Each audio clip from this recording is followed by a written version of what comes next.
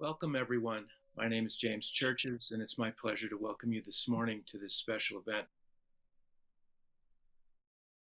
I'm the director of our new volunteer caregiver program and assist with special projects. Earlier this year, CCALS was honored to have our entire staff and volunteer cohort participate in the Being with Dying program with Roshi Joan and her team.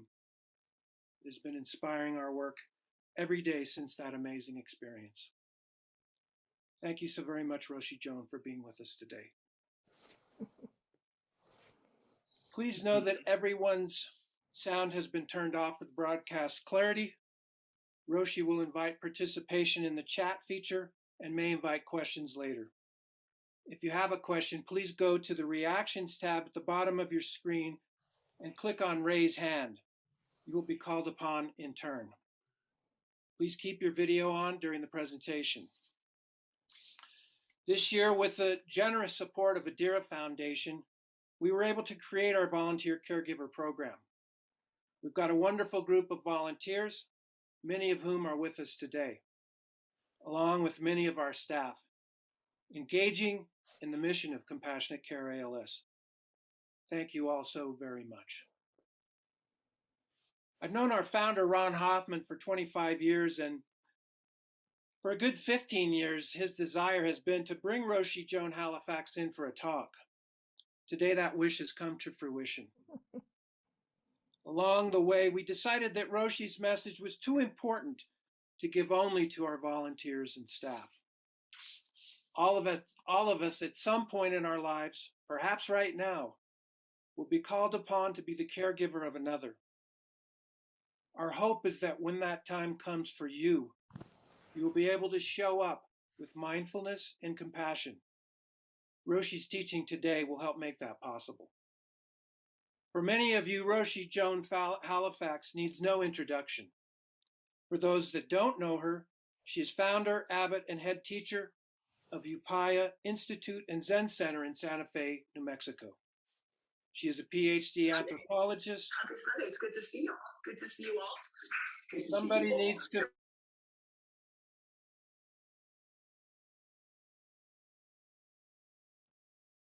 James, you're muted.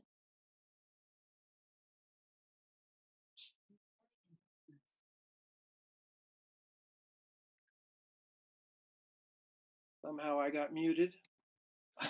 And now it is my great privilege to introduce our founder and executive director, Ron Hoffman, who has dedicated the last 25 years of his life to caring for those living with ALS. Ron and his staff have supported thousands of families along this difficult path and currently serve over 800 families navigating ALS on a daily basis. Ladies and gentlemen, Ron Hoffman. Yeah, thank you, James. Brenda, Eileen, thank you. Roshi Joan, thank you so much for being here. In attendance are some of our ALS families, caregivers. There are a lot of people who are on who are probably unfamiliar with our work. Succinctly, our work at Compassionate Care ALS is about tending to and caring for individuals navigating the complexities of living with ALS. We do that in numerous ways, from physical support, emotional support, spiritual support. Our work has evolved from myself 20-some years ago to a staff of 19, plus my management team. I believe one of the things that makes us unique in the world of care organizations is support, the education, and the attention that I've learned to put into our team, our staff. You know, for those who have experienced end of life, it's often not a very easy thing. And we see amidst the chaos, the beauty and the joy and the suffering, extraordinary circumstances. So it's incumbent upon us to support our people, our team. And we've done that by creating our gatherings, which we do every Thursday, men of ALS, women of ALS, beyond ALS, etc. And, you know, one of the things I took from Roshi Joan's teachings is the importance to, one, tend to ourselves. my message to our healthcare professionals in the world, if we're not willing to become familiar with the realities of our own mortality, then how do we tend to our patients, our families, as best as we can? And I firmly believe that we're unable to do that. Quickly, a couple of the things I'm incredibly proud of is our house call program that we were able to create with Mass General, the Healy ALS Clinic, which is second to none as far as ALS clinics go in the world. Our relationships with the neurologists there, nurses go into the homes with us to visit families that we have in common. The retreat center, our sanctuary that we created some years ago for ALS families, couples, individuals to come. It's a sanctuary. It's extraordinarily beautiful. Quickly, I met Roshi Joan many years ago, and what I've learned through all these years, along the way, we have guideposts, people that we meet.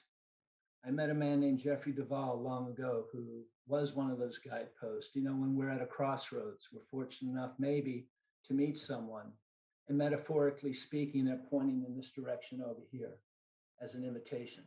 So I went in that direction. I met Stephen Foster and Meredith Little, who became incredibly important to me, and through them, G.G. Cole, who wrote an extraordinary book called The Way of Counsel, which is incredibly important to me and how I do what we do. And through Gigi, she pointed, maybe you want to meet Roshi Joan Halifax. And I did at the memorial for Stephen Foster. And then I went to check out Upaya in Santa Fe because I wasn't quite sure. I had a private retreat. And then I met Roshi Joan and was fortunate enough to attend many of her end of life, being with dying classes. And second to none, the programming there is extraordinary. Roshi Joan's teachings many are at the core of what I know, what I believe, what I remembered. Her work is extraordinary. I'm so grateful that you're here, Roshi. And thank you with all my heart.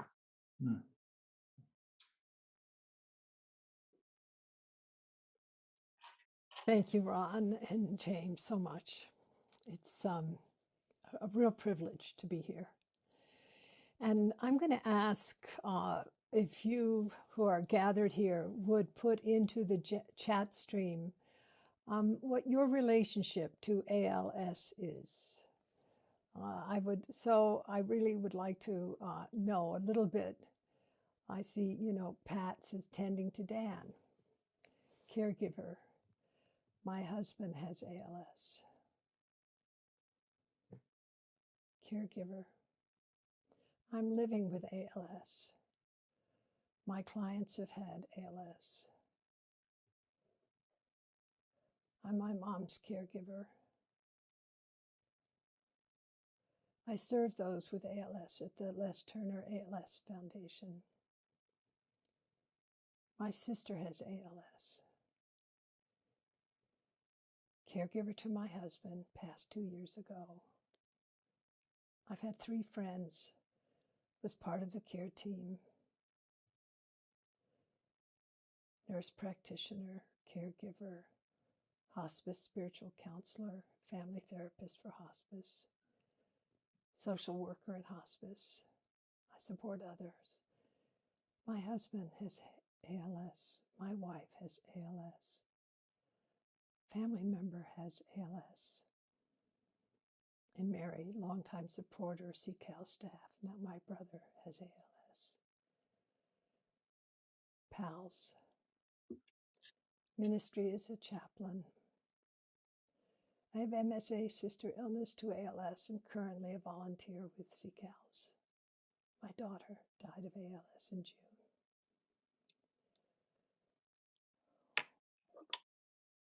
How ALS has touched so many of you. My husband had ALS. I support people impacted by ALS. Hospice chaplain, nurse chaplain, aide, supporter and friend of CCALS. I have similar needs, and my wife and I have recently met Ron and have greatly appreciated his help. Caregiver to my husband. I run emergency shelters for Red Cross. We often deal with clients with medical issues and feel the more I know, the better I can understand and support them. And Rick said, my dad died of ALS. Now my brother-in-law has ALS. Thank you. I just would like to encourage us to take a moment to hold the reflections that have come through the chat stream. So many of you caring for or having cared for someone with ALS. So many of us touched by ALS. And some of you with ALS.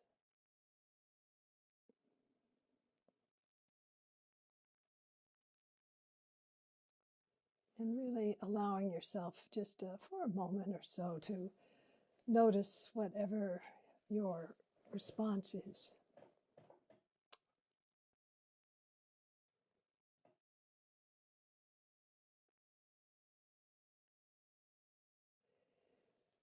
So Ron suggested something in his introduction that I just want to touch into, and that is how we sustain ourselves during this experience of caring for others.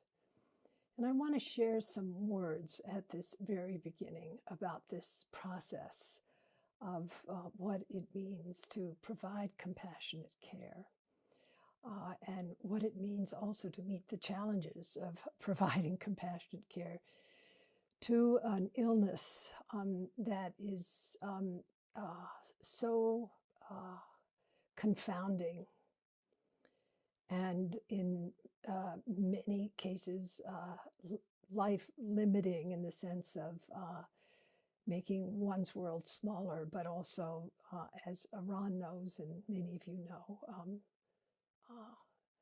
there are those whom I have met with ALS whose life became bigger, even as the body became less accessible. And this is from Dr. Cinda Rushton's book on moral resilience. Cinda Rushton is the top ethicist at Johns Hopkins Hospital, part of our faculty at UPI on being with dying and the GRACE training. An incredibly wise woman, has been at Hopkins almost 30 years and works throughout the entire hospital system. Began as a pediatric palliative care nurse and then just moved through the whole ethical landscape, and then now holds the Bunting Chair of Ethics at Hopkins. I have a huge respect for Cinda. And this is in this book, as I said, Moral Resilience. And she talks about self-stewardship. You know, how do we take care of ourselves? Now, you know, the term self-care, it's a wonderful term, but it's also kind of hit the skids in a certain way. Just, you know, have the right bath salts and you're better. So Cinda, you know, in her inimitable way, crafted this other term, self-stewardship, which I think is quite beautiful. And here's what she says about self-stewardship. Self-stewardship embodies a commitment to know oneself, to responsibly and mindfully manage one's personal resources, to recognize and compassionately respect one's limitations, and to choose actions that are wholesome and life-affirming. I'm going to read that again. Self-stewardship embodies a commitment to know oneself, to responsibly and mindfully manage one's personal resources, to recognize and compassionately respect one's limitations, and to choose actions that are wholesome and life-affirming. It's a pretty powerful quote. I'm going to try to put this into the chat stream, if you don't mind. Let me see. Okay, everyone. Yeah. And this is in her book on moral resilience. So I think some of us can relate to this quite a bit. You know, I was very fortunate some years ago to be appointed as a visiting scholar, or a distinguished visiting scholar at the Library of Congress.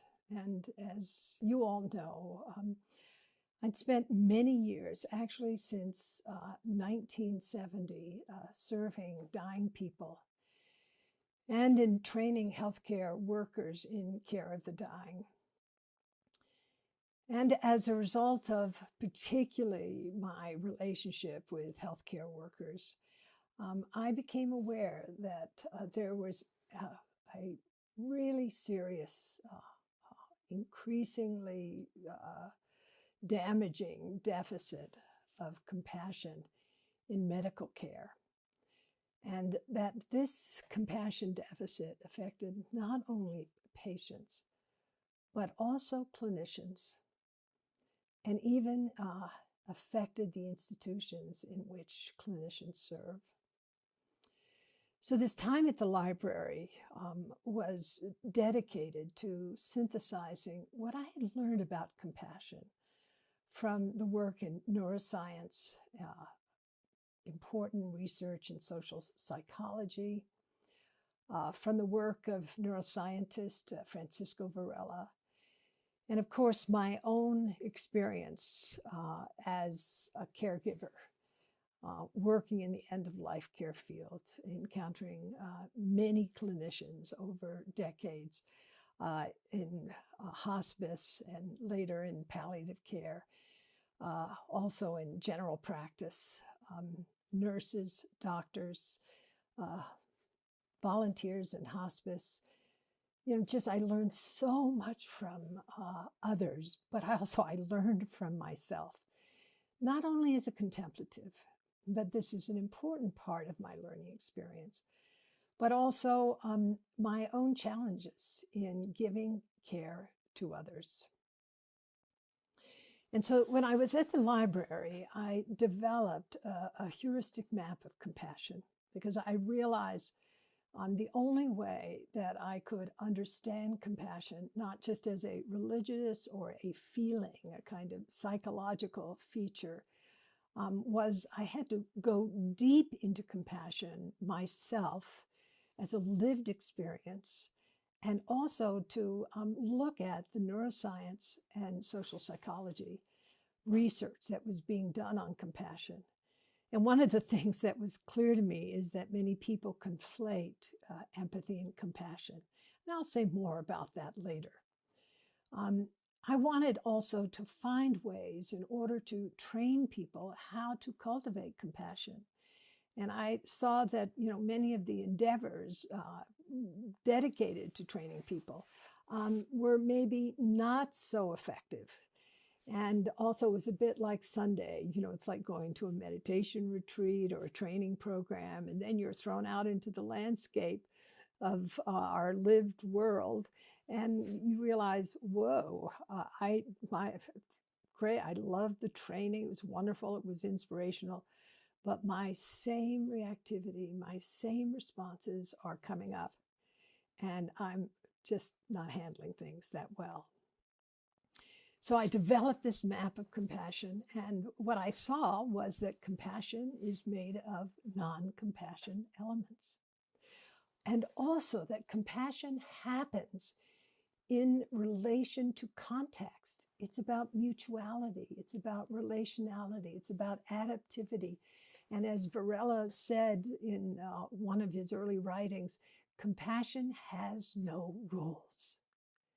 And I would say that compassion is actually not a feeling. It is an emergent process arising out of our somatosensory experience in combination with the context of our lived experience. So that's pretty unusual view, and I've written more recently about that.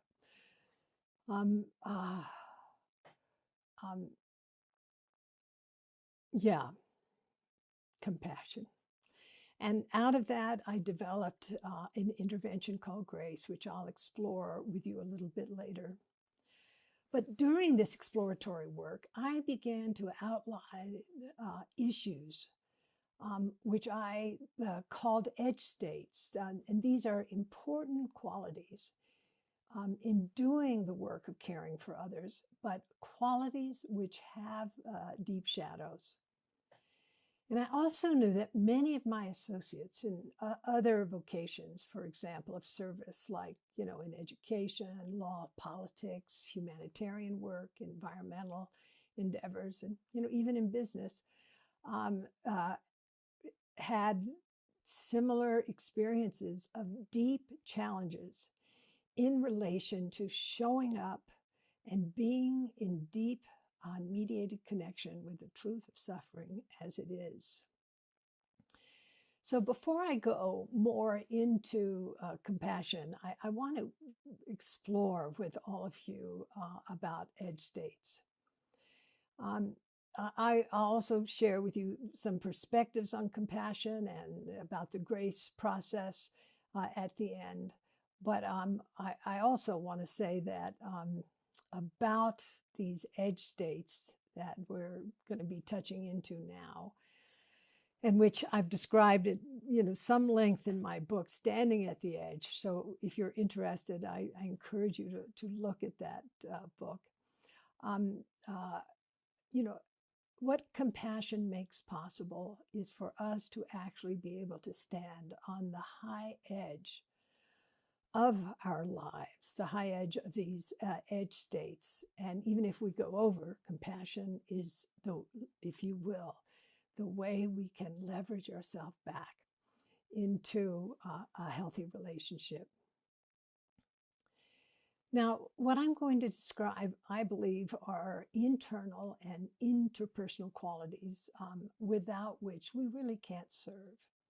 Yet, if these resources, which I'm going to be describing, deteriorate, they can manifest as landscapes that cause a lot of harm, not just to ourselves, but also to those whom we serve, potentially, to the institutions that we're serving in, or to even the nations that we're endeavoring to serve. But you'll hear more about that in a minute. So we're going to look briefly at altruism, empathy, integrity, respect, and engagement. And I think most of you know I'm a Buddhist. I've been in this Buddhist club, so to speak, since the mid-1960s. And my 80th birthday is July next year, so I keep myself, what could I say,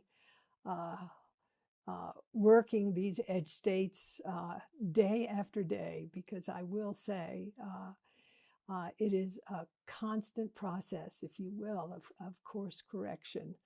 And I think that's one of the reasons why I began to really look at the edge states, not only because other people were having a hard time, but I too was having a hard time. So let me just say a few things about altruism. Altruism can turn into what has been called pathological altruism. Now, altruism is so important for our lives. You and I wouldn't be here, save for the altruism of our mother and father. No matter how messed up they might have been, still, you're still here. And they fed you and took care of you. And so, we understand also, it's just not parental altruism. It's also what we experience in our society. It's important that altruism exists. This is the selfless action in service to others. And we understand that it is an absolute necessity for the well-being of society. And it also exists, we have begun to see, in the natural world. For example, from the Buddhist perspective, bodhisattvas are the ultimate altruists. But it's also important to understand that altruistic acts, or seemingly altruistic acts, can actually harm us. As I said, harm those whom we're endeavoring to serve, or the institutions that we're serving in, or we're endeavoring to serve. Altruism, again, is essential in our work. But when we harm ourselves psychologically, physically, we don't practice good self-stewardship, as Cinda has suggested, we are moving into the territory that is called pathological altruism.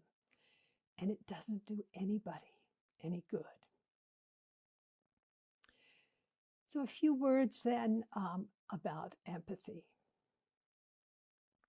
Now, empathy can slide into empathic distress. And empathy is that experience of our subjectivity when we expand our subjectivity to include others or another. And if we're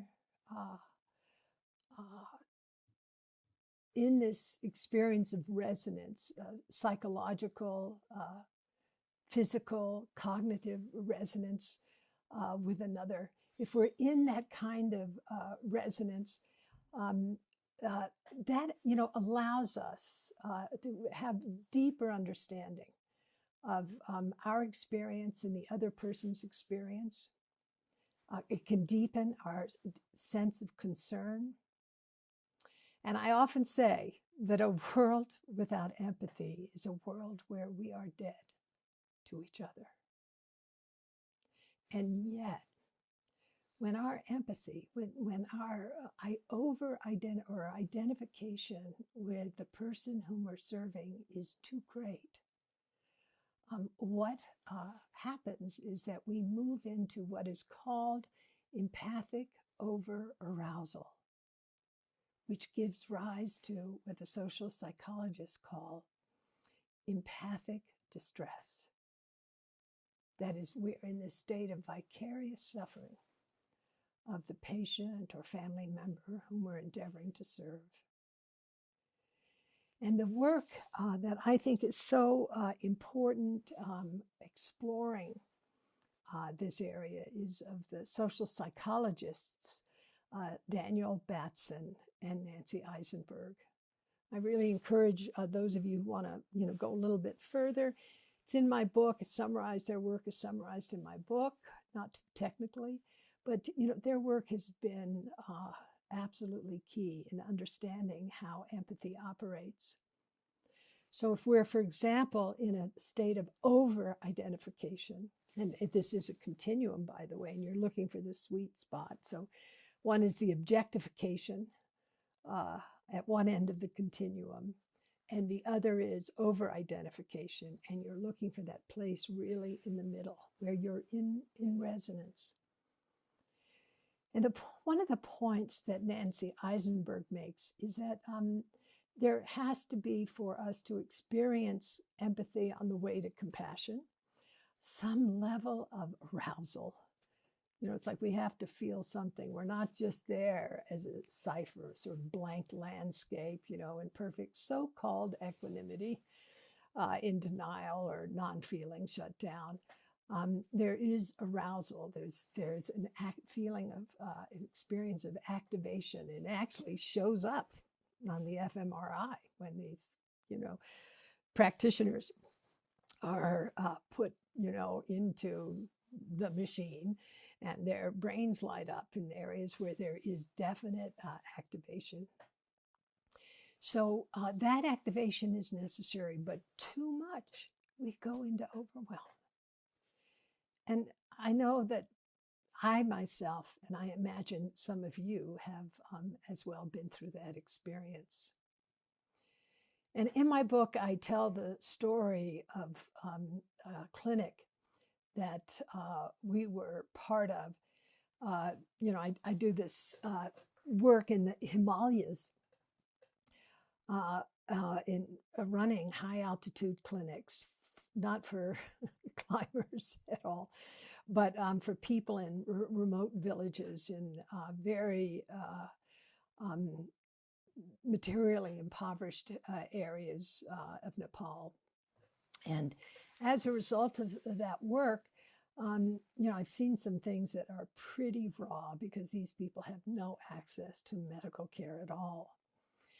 And one day, a man who was very worn down came into the clinic. He was holding this kind of knot of rags that were reeking. And one of our doctors, when the man got to the triage table, very gently opened this bundle of rags, and inside was a child, a little girl, who had sustained horrific burns on her head and back and arms. And some of those burns were infected, and some were writhing, actually, with maggots, which was maybe a good thing, as some of you know. And it was a pretty intense situation. And the father, who had the little girl in his arms, was mute. And so it was, not too easy to communicate about what needed to happen and so forth. But in any case, he carried the child into a very primitive treatment room. And I went in with these wonderful Nepali nurses, and as well with our doctors. And we did not have pediatric anesthesia. And these burns had to be debrided.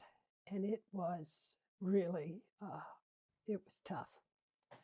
And the child was extremely distressed. And the scene in that room was really unbearable in a certain way, with this poor little girl and the stink from her body and the look on her father's face. And I'm in the sort of background holding the space, and I realized that at a certain point that my blood pressure was just boom. I was having a serious vasovagal response. Oh, yeah. And I had identified so deeply with that little girl and had not done what I, should have done, which is to understand I feel the experience of this child and I'm not this child. So this is healthy empathy. I'm in the resonance of what that child is experiencing, but I'm also not that child. But I had not had that breath, if you will. And as a result, I was about to pass out and throw up and pass out. And I recognized what was going on, and I called myself into actually reallocating my attention to the sensation of my feet on the floor and to working with my breath in the body to regulate my distress response. The empathic overarousal giving rise to empathic distress.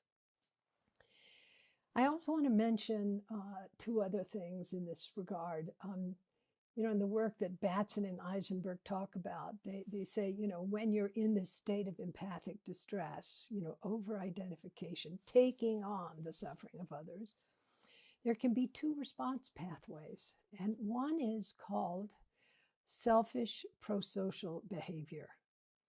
That is, you try to engage in behaviors that look, altruistic or kind, coming out of concern, but they're really about trying to deal with your own distress, less about taking care of the person whom you're serving. It's very interesting. Naomi Remen used to talk about people stuffing Kleenex into the hands of grieving people instead of just letting grief be.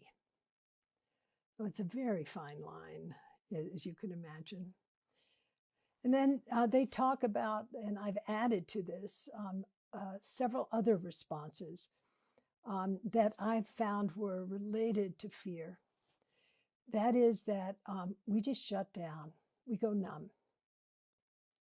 We stop. We just don't feel. We can't take it anymore. There's no more. We've lost our margin of resilience, and we just turn off. So I know many of us have had that experience. Just like you cannot do it one more minute. Or avoidance, even abandonment. That's flight. So one is freeze. The second piece I want to just mention is flight, that you just don't want to, this is somebody you love, you care, but you can't handle anymore. And so you find strategies in order to avoid that person. It's very tough. Or the other is moral outrage, anger toward the person you're endeavoring to serve, that they're not doing what you want them to do, or those whom are endeavoring to care for that person. So it's this kind of self-righteousness, all ways that are unhealthy for ourselves and others in regulating our empathic distress. Yeah. But when empathy is well regulated, it gives rise to sympathy and compassion. And what we discover is that's quite interesting is that empathy can be at the somatic level. We can be in physical resonance with those whom we're endeavoring to serve. Really, it's like the nurse who has great attunement to the physical experience of the patient whom she's going to turn, so as not to cause that person more distress, and so forth. So being in physical resonance. Or empathy can show up in terms of emotional resonance. That is, say your husband is really afraid and ALS is marching on. And you can sense into that fear. Or cognitive resonance, that is, you begin to really sense how your patient or your loved one is seeing the world or seeing you. You begin to have their view. Now, of course, something like, any of these three things, if you're in somatic resonance, you can be somatically overwhelmed, physically, just like inhabited by the same symptoms or similar of the person whom you're serving, or affective. If you're in emotional resonance, it's the same kind of challenge that you might face. Really important to know about. That you would suddenly be, like the contagion related to fear. Or cognitive resonance. Suddenly you're seeing out of the eyes of, your patient or loved one or whomever, and your own moral grounding and your own existential perspective is kind of swept away, and you're in this other worldview. And, that kind of happened in Germany in the Second World War. A lot of nice people bought into, felt, as though they were, in fact, seeing the world as Hitler saw it. And we see it, in our country today in relation to, various politicians and so forth. We won't go there. So being able to find that capacity to actually get grounded, as I did, fortunately, my contemplative practice just showed up. It wasn't to be in meditation. It was like, whoa, I'm going over the edge. And I put my attention into the sensation of my feet on the floor. and I regulated my breath. And when I felt my vascular system begin to open up, kind of warmth flooding my body, I had this feeling of just gratitude, like, oh, it's so incredible that a man brought his child to the clinic. There's no way the child could have survived the infection from these burns. And then my gratitude went to our clinicians. Just amazing being able to do this very difficult procedure with this very vulnerable vocal child and just having a terrible time. They were just there in grandmother's heart, and I just felt such total love and the sense of deep gratitude. Yeah, so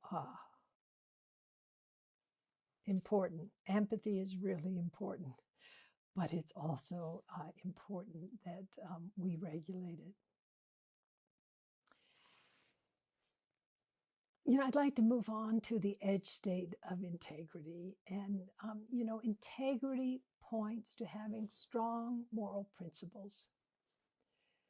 But sometimes we engage in or we actually witness acts that violate our sense of integrity or our sense of justice or beneficence. And when that happens, the outcome is moral suffering. So moral suffering is that harm that we experience in relation to actions that transgress our tenets of basic goodness. And, integrity in care, in giving care to people who are so vulnerable physically as people who are on the ALS journey as they are, who are often completely dependent on the well-being, care, kindness, consideration, sensitivity of others. And when we are stressed, when we lack resilience, we can actually lapse into the experience of moral suffering. And know that moral suffering has 4 different valences that I've identified. One is moral distress. That is, there's a moral dilemma, or there's a dilemma in the care that we're trying to provide for the patient or the family member. And we see what really needs to be to happen. But for example, if the patient is in the hospital, there might be institutional constraints that make that care or that pathway through that you've identified not possible. So that experience of moral distress is that, you see a way through, or there could be a conflict in the family. Maybe, the family, one part of it believes that letting hydration and food drop away as the person is toward the end. And then another part of the family says, no, everything, do everything. And there's this divide in the family. So that is what we call moral distress. When you see a possible pathway through, but the family conflict doesn't make it possible to bring, what at least you feel is the best care forward or the sanest care forward. And another valence that around moral suffering is of moral injury. And that is when you have engaged in acts or you witness acts that actually harm the patient. And this is, talked about in the military. It's deeply researched in the military, but because of the pandemic and the kinds of decisions that have been made by clinicians, but through, the pressure of the institutions, Moral injury has become a really important topic in medicine and nursing at this time. And I'm sure it is in the ALS community as well. Moral injury is when we have engaged in acts that cause harm to the person whom we're serving, and we feel internally deeply compromised. We feel shame. We feel disgust. Maybe you have, spoken cross words. You just, you have no resilience zone left. And you've actually been somewhat abusive of the person whom you're endeavoring to serve. Not meaning to, but, that person dies and you feel pretty disgusted toward yourself. Or you've seen a patient suffering from ALS and, in a hospital system, not like Ron's wonderful place, but, in some other kind of institution, being treated in a way that is really disrespectful and objectifying. And that, your sense of moral injury, you haven't engaged in it, but you've witnessed it and you feel deep disgust and shame. So that's the second kind of moral suffering. The third is called moral outrage, and that is a mixture of anger and disgust. When we have engaged, witnessed, for example, say a caregiver mishandling a patient or our family member, and we experience this sense of deep moral outrage or self-righteousness. And it's both disgust, which is that brain area associated with survival, and anger. And it's tough. Moral outrage can initiate shifts that are important, but kind of chronic or just, it's not a good thing. So it's understanding, that the quality of moral outrage is these, like moral injury can also, be very purifying and so forth. But it's tough to go through moral outrage. And the last is called moral apathy. And I this term, I hadn't, thought about it until I went to see the James Baldwin film, I'm Not Your Negro. And in that film, Baldwin used the term moral apathy, and I was like, yes. And that is when the bubble of privilege dissociates you from the context or the situation of suffering, or behaviors that are addictive, or the freeze state being completely shut down, numb to. So what arises out of moral apathy is moral disengagement. And I want to just mention one more piece in this integrity section that Cinda's written about and we've written about, and it's called working with moral remainder. No matter how hard we try in our care of others, no matter what great bodhisattvas we are, there's always coming off that wagon or falling off the high edge. We're human beings. We all have feet of clay. And so what moral remainder is that leftover, the feeling of, that was not such a good situation. And it is the residue that is the accumulation of unprocessed moral suffering. And it is one of the pieces that Cinda and I, Al Kasniak, Tony Back, our team, really, how we work with moral residue, both intrapsychically and also interpersonally, because no matter I'm sure that the greatest, most divine spiritual teachers who are still alive on this earth today all of them, I'm sure, have a little bit of moral residue to deal with.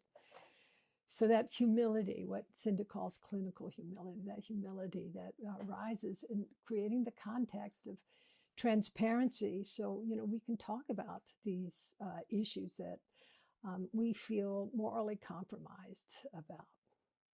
So integrity is really important in our work, and yet, we're just human beings. So I want to move into now the fourth edge state that I've written about, and that is respect. And, as you're beginning to see, these edge states are all interrelated. So respect is a way we hold beings and things in high regard.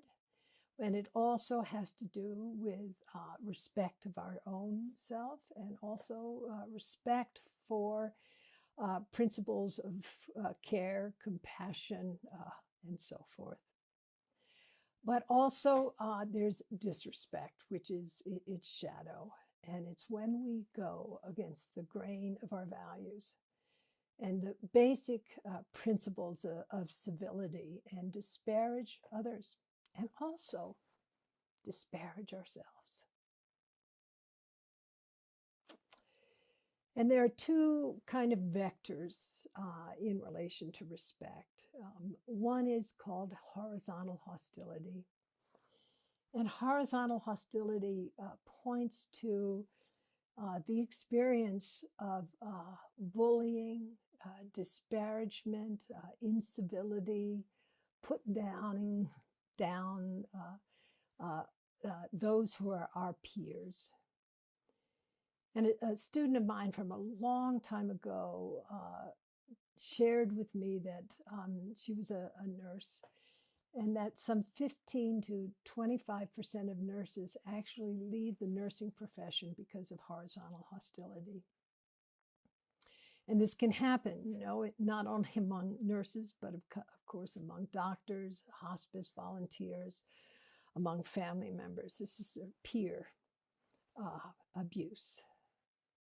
Really important for us to be aware that our disrespect toward others affects others, but it also affects us.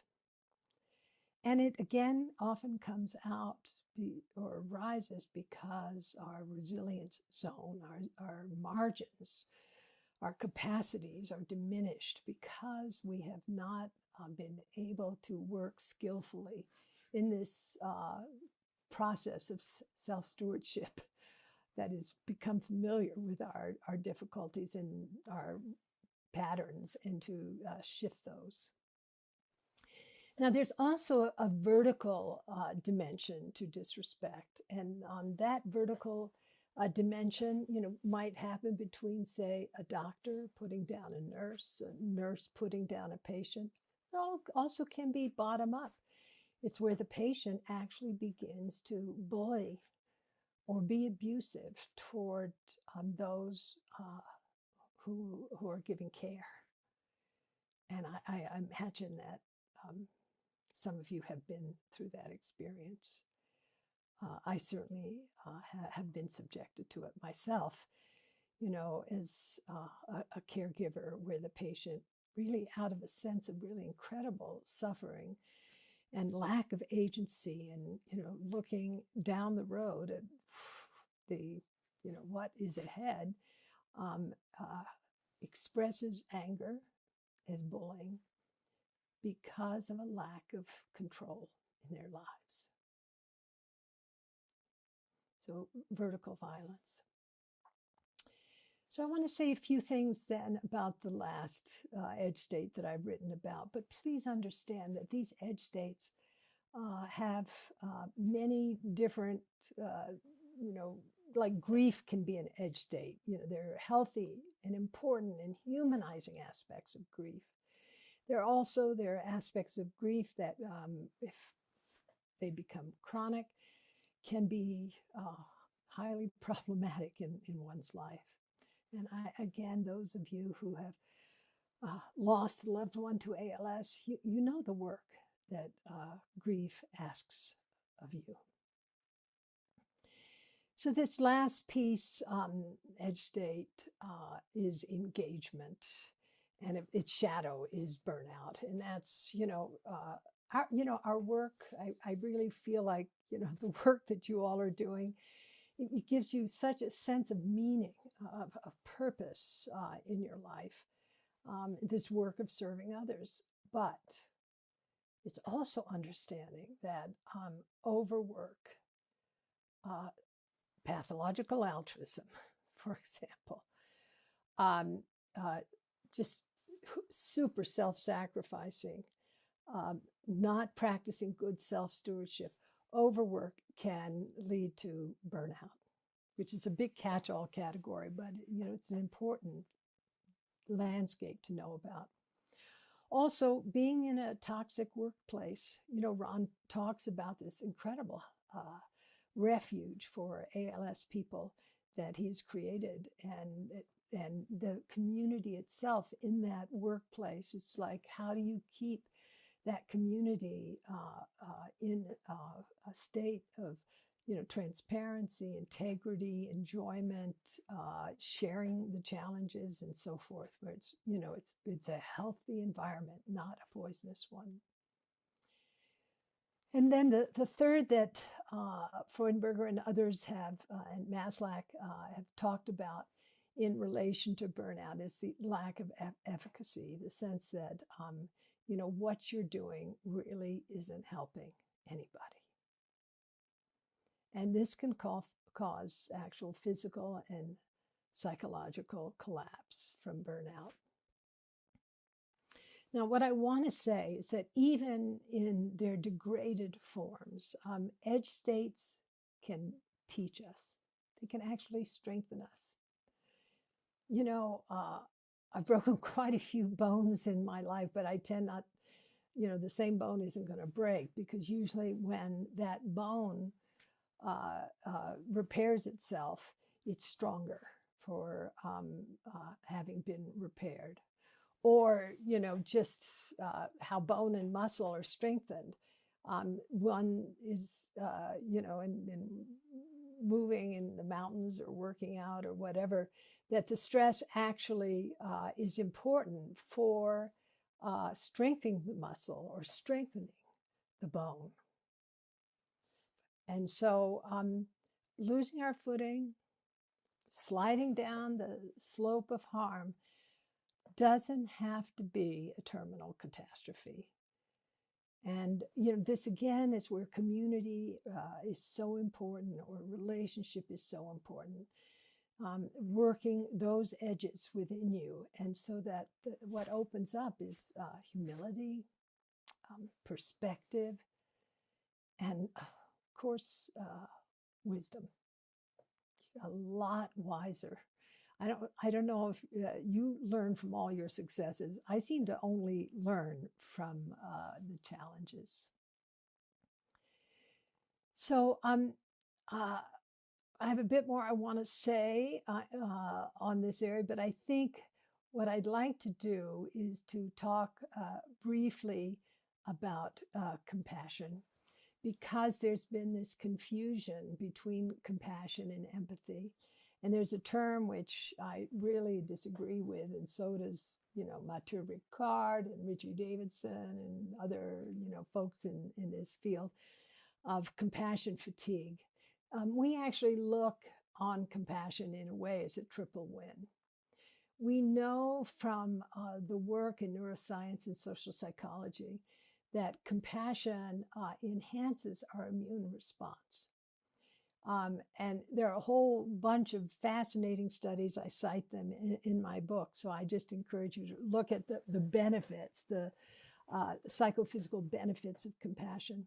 It also benefits the people who are being served. And it also benefits those who are actually observing compassion. So let's talk for a few moments about what compassion involves. So thank you, James and Ron, so much, and all of you for being in this kind of intense presentation. So I want to just very briefly talk about compassion and then grace, and then let's open up for questions. I think it's important to understand that compassion involves these non-compassion elements, including the actual capacity to attend to the experience of others. What is it to be in presence? And then to have the internal wherewithal and in that experience of empathy and sympathy to actually feel concern for others. And that is really critical, that to know that that sense of concern is engaged, that this is not an algorithm. This is not playing by the so-called rules of what it is to be a good person. It's actually to be, in our lived experience and feeling concern, genuine concern. And then to have the quality of mind that is able to discern reality in such a way that we can see or sense into what might serve others. And then potentially to be of service. So, that is the kind of,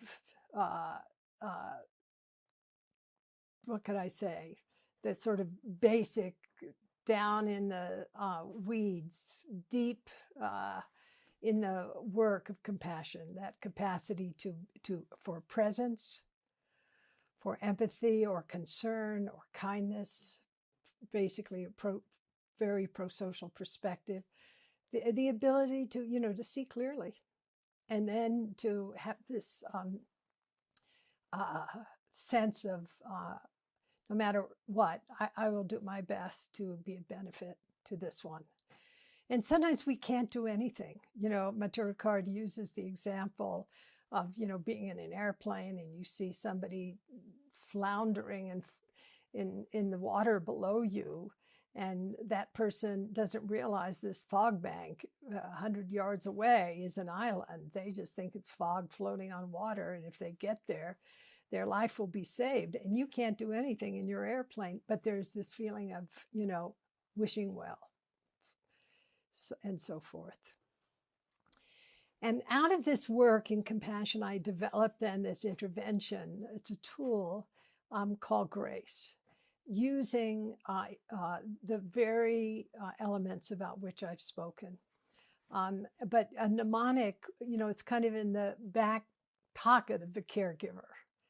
And the G of grace is gathering your attention. That's getting grounded. And the R of grace is recalling your intention, which is a really deep resource. So you're sitting with a person who is suffering deeply and you're upregulated. You take a breath, you gather your attention, get grounded, and remember the R of grace while you're there. Recall your intention. And then for a moment, attune to your own experience, physically, emotionally, and cognitively. What's present for you? What biases, what fears, which are filtering or mediating your experience? So really, the self-attunement is a very important part of compassion.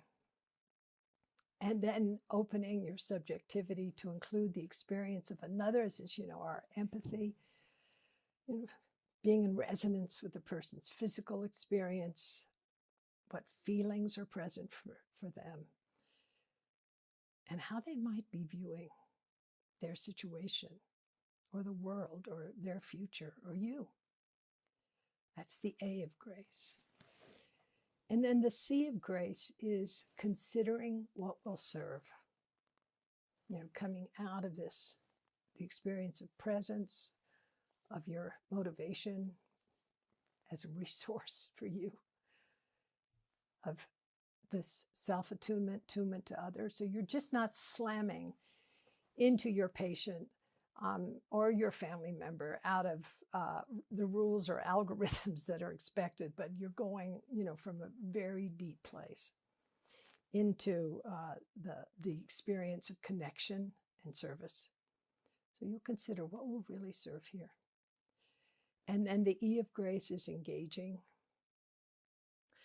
And then the second part of the E of grace is ending. How do you complete the interaction so that you're not burdened by carryover, whether it's an interpersonal acknowledgement or interpsychic acknowledgement, whether it's an expression of appreciation or asking for forgiveness, asking yourself for forgiveness, and so forth. The E of grace. So I want to just finish this sharing of different perspectives with you, again going back to the words.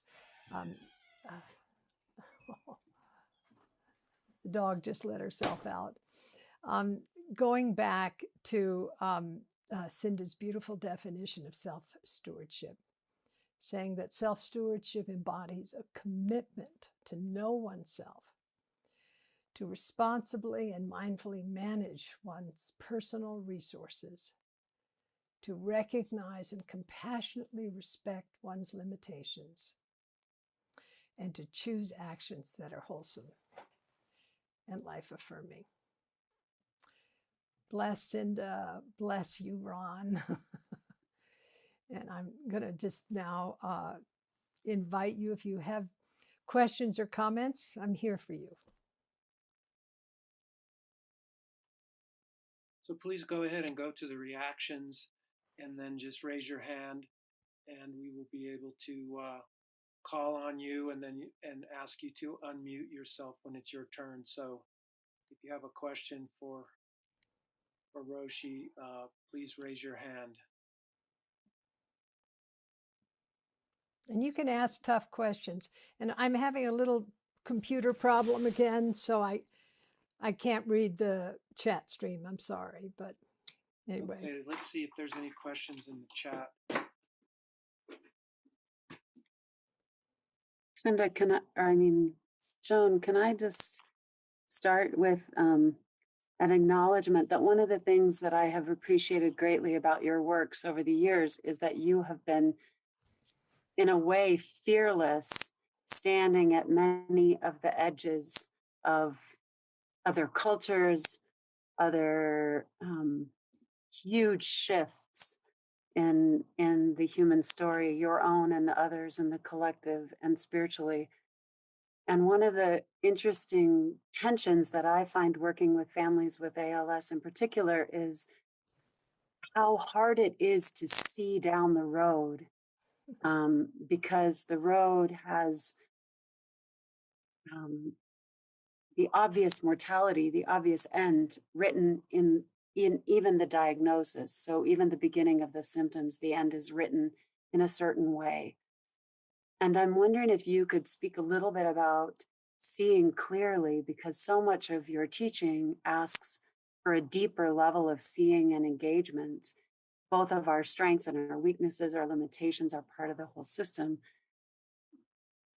In the intersection between seeing clearly and not being able to see at all what might be immediately in front of us or tomorrow, what tomorrow might bring. What are some of the tools you find in your own practice when you're really unraveled have mattered or made a difference?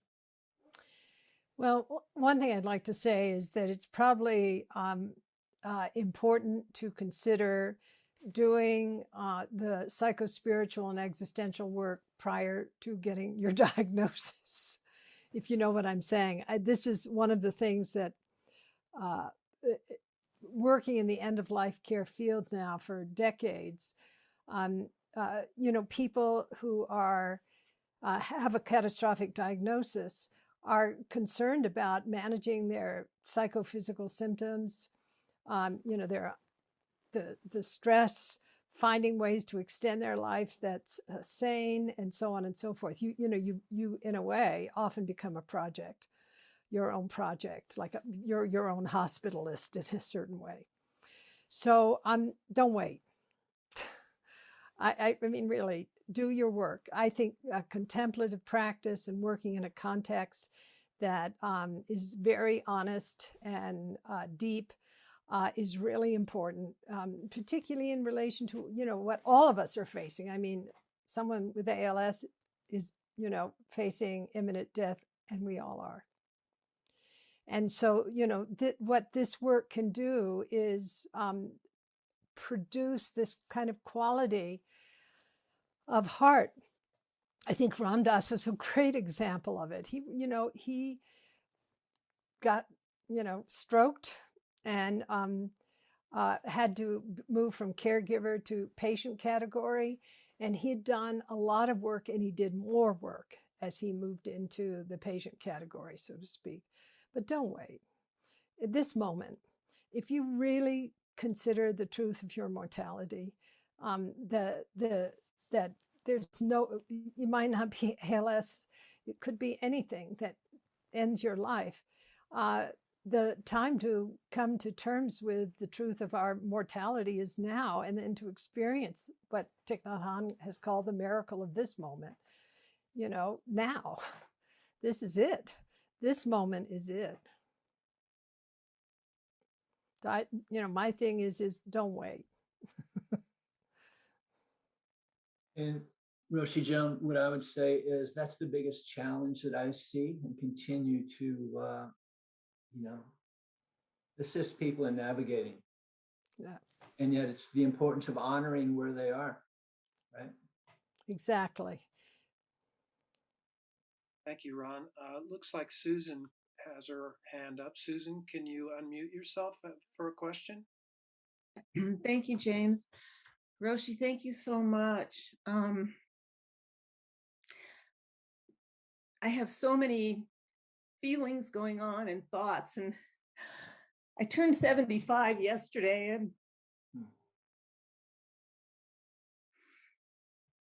I was quite blessed to have spent a lot of time with Elizabeth Kubler-Ross in the 70s and the 80s. And I will never forget, there's so many things, but I loved when she would say, if somebody is breaking down in the workshop, don't go to them. Don't make them feel better. Hold the space for them. And that was a very powerful lesson for me, especially as I had the opportunity to work with people who were dropping their physical form. I've struggled with what they call depression since a very young child. I've also had extraordinary loss in my life since a very young child. And one of the many things that Elizabeth said to me one day when she just wrapped me in her arms, and she said, you must remember, with that cigarette hanging out of her mouth, you must remember, grief is not one time. And she said, you are blessed. You are on a grief journey like most of us never have. Oh. She said, make friends with it. And I remember something that she said she said, I bet you think you struggle with depression. Well, I said, I don't like to call it that. She said, that's not what it is. She said, they are going to always call it depression. For you, it's finding the continual ways to be in a new relationship with that grief, because grief is never done. And I have a thick skull and sometimes it's hard. And she said, you brought your favorite coffee cup to the workshop. If you drop that right now and break it, that's loss. And she said, you must remember that is just part of the journey. Mm-hmm. And that's what I'm so struggling with, is maintaining that depth of relationship with my ongoing grief work while needing to survive and function in the world. And I'm with a 92-year-old woman today who has Alzheimer's and doesn't remember anything. And at 75, I feel very blessed that nothing's happening with my memory that's gargantuan. But like earlier when you said, you know, if you get a catastrophic diagnosis, and I remember Elizabeth also saying that to us again with a little, she said, everybody has a catastrophic diagnosis. All of you are going to leave one day, and some of you just won't know when. I don't know if you can speak to any of that. And because I'm all alone right now and no family and have had to move a whole lot and don't even have a community anymore. Esalen used to be my community. Spirit Rock used to be my community. I don't have anything like that anymore. And so I'm really wanting to find my balance, and I'm really struggling with it. And I'm struggling more now. And while I always imagined that my sitting practice would become more joyous and easier as I age, a lot of times it doesn't feel like that. So that's part of it. And I'm sorry that I can't be more clear. The other piece that's wrapped in that with me is that realization that that feeling of aliveness can come in so profoundly in the midst of enormous grief and anger. And those are also two things that get all muddled up. I don't know if you feel comfortable, but if you have a moment to speak to any of that, I'd appreciate it. And thank you. Thank you so much, Susan. You know, I feel that what you're sharing is an experience that others know in their way. And particularly, you know, as our own social fabric is fraying, this experience of social isolation, which has been amplified through the pandemic, is having, you know, a very profound effect on many, many lives. So when you speak to that, you know, having to move, your communities of connection, of warmth, intimacy, of Esalen, Spirit Rock, you know, not being available to you. And also this life that is characterized by so much loss. And one of the incredible practices is, you know, like Elizabeth said, well, you too will die. That is to recognize that the loss that you know is shared by many others. And so it's like opening your world, your heart, to those who know that loneliness or that loss or that lack of connection. And not as a comparison, but to be in this sense of resonance, you know, others too suffer like me. And that begins to change your heart and your view. But I hope you find a place to land. I do too. Yeah. I'm such a wandering Jew, but I'm telling you, it's getting really, really old. Thank you very much, Roshi and Susan. Thank you, Roshi. We've got a few more questions here and just about 5 minutes left. So please try to be brief with your questions, and we'll have a time, hopefully, to get through everyone. Michael Hodgkins has his hand up. Michael.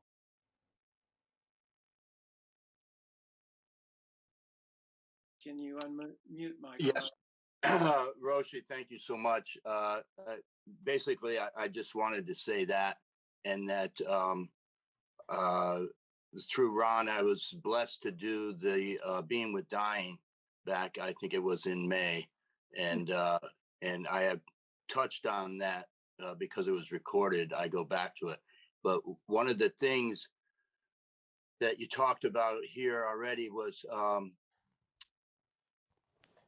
in part of that weekend, my wife got me into this in 2015, and I took care of terminally ill men, and everyone, it was just, I was blessed. It was, the men I was taking care of were totally on board with what was happening, you know, and it was magical. And then you talked about being with dying, how, you know, they're not all like that. Right. And when that weekend was over, I was meditating the next day, and I knew that, oh boy, that means my next one's going to be a challenge, you know? And Ron called me about a month later with this particular case who he had offered to me before and it happened to be a person I knew the family, and it was all my own bullshit. It was all my own baggage that I was carrying. The man had ALS, and as soon as he asked me, I immediately said yes. And when I arrived at his house, I just parked and I just took time and I just did a breathing exercises and just, this isn't about me. It's about him. I'm being of service, and that's what I have to do, and I learned that at the Being with Dying. Thank you. And I walked into that. I walked into that house, and as soon as I put my feet on the porch, I have no idea what happened to me, but it's like somebody cut the strap to a backpack I was carrying, and it just left. And I was able to be there for this man, which was an absolute spiritual experience. And when I left and I got into the car, I just sobbed. I was like, oh my God, what just happened? And it's just everything that, geez, I don't know how to put it into words. It's like, everything has been turned around on how my perception. My perception, I had a dear friend of mine who passed that was my mentor, and he used to tell me all the time, he'd say, Michael, everybody has a story, and you don't know what it is. And that just bounces around my head all the time. And in this case, I let all of my baggage, my perception of that man, cloud what was really going on. And I just really want to thank you for that weekend, because that changed every way I walk into a case today. So thank you for that. Thank you, Michael, so much. 2 more questions quickly. Pat? Okay.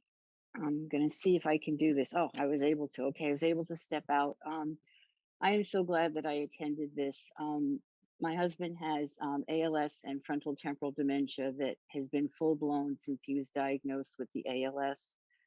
So we've had to try to cue into, be his voice, his emotions, his needs, because he could not identify them.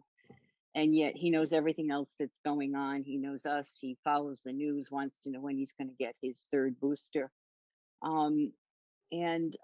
As I listened to you, I identified myself with, as you went through, it's like, yep, did that. Yep. Oh, yep.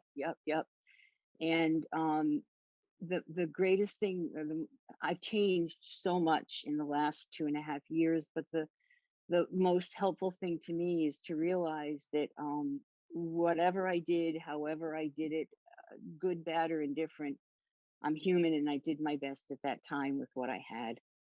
And our biggest issue now has to do with compassion. Is the compassion and the decisions we make for us or for him? And we're getting really tired. My kids and I are just getting over a severe cold. Pandemic has affected us incredibly. We've been really isolated. And my biggest fear is not being able to help him correctly and in the best way for what he needs going forward. Yeah. And I pass with that. Thank you. Thank you so much. Pat, thank you. Yes, we can never really know what another person is actually experiencing. And truly, we can never know what will really serve. And that's why this term clinical humility, but humility is important. We do the best we can, as you have, Pat. And sometimes it works out well and sometimes it doesn't. And that's where the issues related to moral remainder and how we work with that, how it teaches us. And this is an important piece. And I just thank you for everything you have brought to your husband and self-stewardship. Take care of yourself. Thank you. Thank you Pat. so much, you. Joan. I know you have to leave at 12:30, so it's a minute past. So thank you for being with us. It's been a wonderful time together, and I'm so grateful to you. Very grateful for what you and Ron and your team is doing, and also the chance to be with your community. And Joan, one moment. Folks, please, for those of you who haven't experienced Joan's work at Upaya, please go to upaya.org. There's some extraordinary programming there. And for those of you who aren't familiar with us at Compassionate Care ALS, please look at CCALS.org. Joan, thank you. So we're going to wrap it up there. And if you have further questions that haven't been answered, please do put them into the chat, and we will have a record of that. We'll get back to you. And we will also have a recording of this talk available on our website, hopefully, and we will let you all know when that's up. So thank you so much for taking the time on a Sunday to be with us. Enjoy the rest of your day, and we will see you next time. I also put in the chat Cinda Rushton's book, the title of the book, Moral Resilience, Transforming Crisis in Healthcare, and two of Joan Halifax's book, one being with dying, and the other one she spoke of, standing at the edge. Thank you, Brenda. All right. Be well. Thank you, everyone. Blessings. Thank you.